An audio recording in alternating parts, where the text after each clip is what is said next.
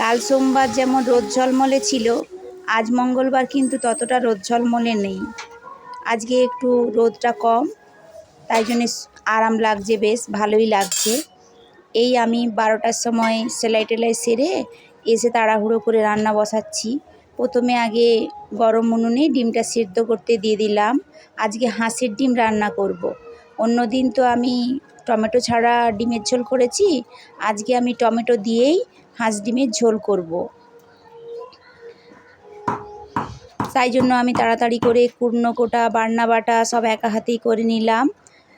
আর আজকের পরিবেশটা যেমন রোদ নেই তেমন বেশ ভালোই লাগছে আর কি। এই তো গাছপালাগুলো সব চকচক করছে। বাটা মশলার তরকারি খেতে খুবই ভালো লাগে, সেই জন্য যতটা সম্ভব বাটা মশলা ব্যবহার করার চেষ্টা করি। আর শাকগুলোকে আমরা প্রথমে একটু নুন দিয়ে সেদ্ধ করে নিই, আর জলটা বেরিয়ে যায়। জলটা বেরিয়ে গেলে সেই শাকটা ভাজলে অতটা গলে যাবে না। আমি এইভাবেই শাক রান্না করি।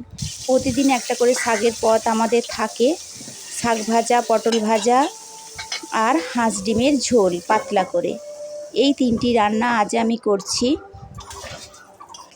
আর 24 প্রহর হবে বলে চারিদিকে আলো মাইক সব কিছু লাগানো হচ্ছে। কাল থেকে 24 প্রহর, কাল থেকে আমাদের বাড়িতে বা আশেপাশে কেউ আর ডিম রান্না করবে না। মাছটা হয়তো খেতে পারে, মাংস আর ডিমটা রান্না করা চলে না, হরিনাম হবে বলে। আমি শাকটা সাঁতলে নিলাম, তার জন্য কালো জিরে, শুকনো লঙ্কা আর একটু রসুন দিয়ে শাকটা ভেজে নেব। শাকটা ভাজা হয়ে গেলে ডিমের ঝোলটা করে নিলেই আমার রান্না হয়ে যাবে। প্রতিদিন আমি তাড়াহুড়ো করেই রান্না করি, তার মধ্যেও ভিডিওটা করি। রান্নার ভিডিও করতে আমার খুব ভালো লাগে। সব একবারে দিয়ে দিলাম, রসুন, পেঁয়াজ, আলুটা একটু ভেজে রেখেছি। পটল ভাজার তেলটা অনেকটা বেশি ছিল বলে ভেজে রেখেছি, সেটাও দিয়ে দেবো ওর সঙ্গে। আমি খুব সাধারণভাবে রান্না করতে পছন্দ করি, তাতেই আমার খাবার খুব সুস্বাদু হয়। বেশি মশলা তেল বেশি দিই না, পরিবারের সুস্থতার জন্যই তাই দিই না, আমি অল্প করে সব কিছুই দিই।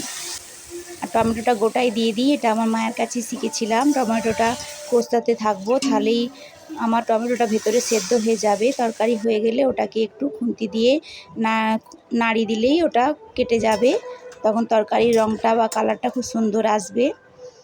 এই আমার ডিমের ঝোল রেডি হয়ে গেল। আমার রান্না রেডি হয়ে গেছে। এরপর যে খেতে আসবে তাকে খেতে দিয়ে দেব পটল ভাজা, শাকের ভাজা আর হাঁস ডিমের ঝোল।